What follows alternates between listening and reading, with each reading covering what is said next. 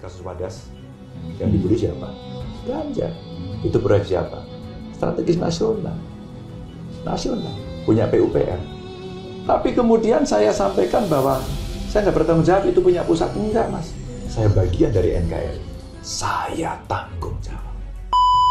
Yang punya Pak Jokowi bagus, berjalan, jalan terus. Statement saya soal IKN apa? Jalan terus.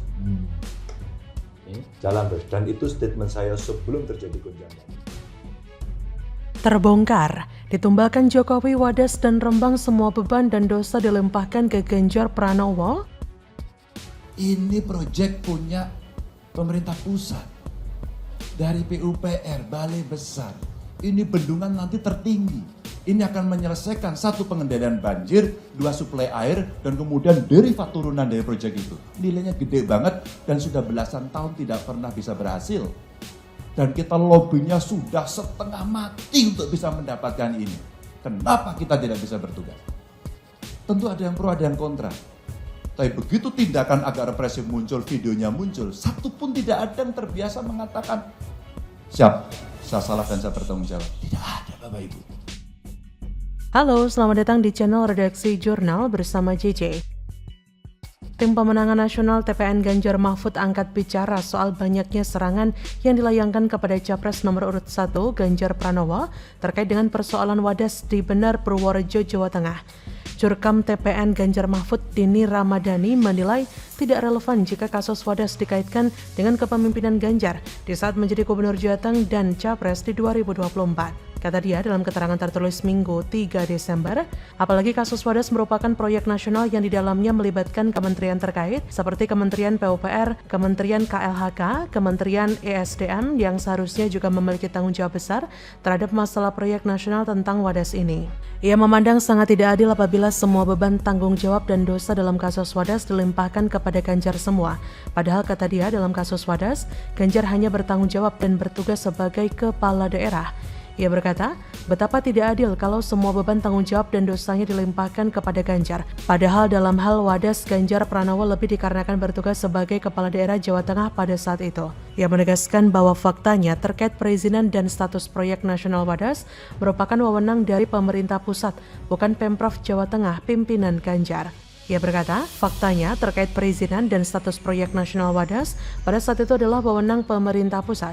Lebih lanjut, pegiat media sosial John Sitorus menyebutkan Presiden Jokowi telah menumbalkan Ganjar terkait dengan proyek strategis di Wadas dan Rembang.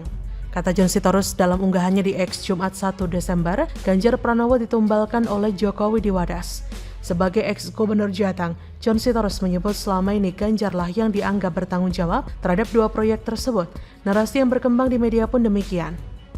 Ia berkata, ternyata selama ini salah, yang publik tidak tahu adalah proyek Wadas dan Rembang adalah milik pemerintah pusat atau Jokowi yang urusan pengadministrasiannya amburadul, terutama soal komunikasi dan pembebasan lahan. 2 tahun terakhir ia menyebut proyek itu menjadi perhatian, pasalnya aparat kerap mengintimidasi masyarakat yang memilih bertahan di Wadas. Karena letaknya di Jawa Tengah, maka sasarannya adalah gubernurnya, yaitu Ganjar.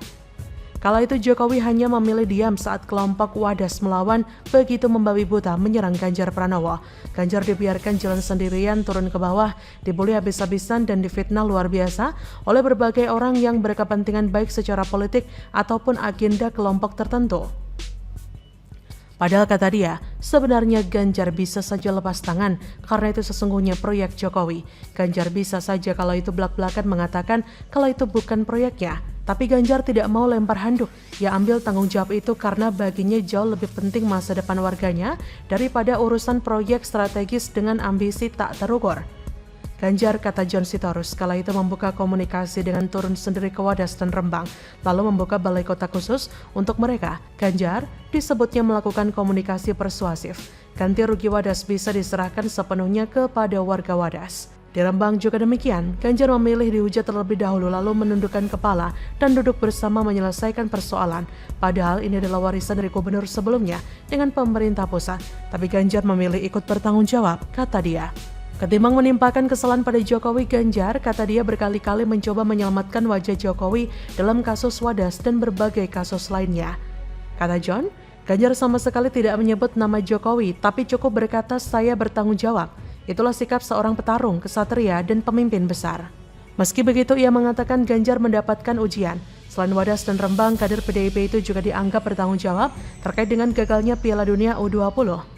Ia berkata, 3 ujian besar Ganjar sudah lolos uji coba. Piala Dunia U20, Wadas, dan Rembang. Semua adalah milik pemerintah pusat yang otoritasnya dikendalikan oleh Jokowi dan mestinya dipertanggungjawabkan Jokowi, bukan Ganjar. Kecuali memang Jokowi sengaja menumbalkan Ganjar. Pada akhirnya kebenaran akan selalu menemukan jalannya sendiri. Ini hanya soal waktu dan momentum yang tepat saja. Kebenaran akan berbicara sendiri. Tandas dia. Bagaimana menurut Anda? Yang lain itu seperti KPK itu. Saya sangat mengidolakan. Dulu ngefans banget sama Ya, KPK? saya sangat ngefans banget. Tapi saya nggak ngelamar loh. Saya kemudian waktu itu kebetulan pensiun dari KPP, saya memutuskan pensiun. Di tahap pertama tidak ngelamar, kemudian pesertanya kurang, diundang oleh pansel pada waktu itu. Betul. Jadi ngeliat KPK sekarang itu, Pak Agus bisa dibilang shock. Shock, ya betul. Berani bongkar mantan ketua KPK. Berdasarkan kesaksian ex-ketua KPK, Presiden Jokowi bisa dipidana dan dilengsarkan? Waduh. Jadi bahkan petinggi-petinggi KPK, satu waktu mungkin juga petinggi BPK akan bicara, atau petinggi PPATK akan bicara. Bagaimana Jokowi mungkin kasih sinyal, tapi ya dia berupaya, ini ketua-ketua lembaga ini berupaya untuk menahan. Dan bisa kita lihat bagaimana Muslim Sri Mulyani satu waktu juga akan bicara.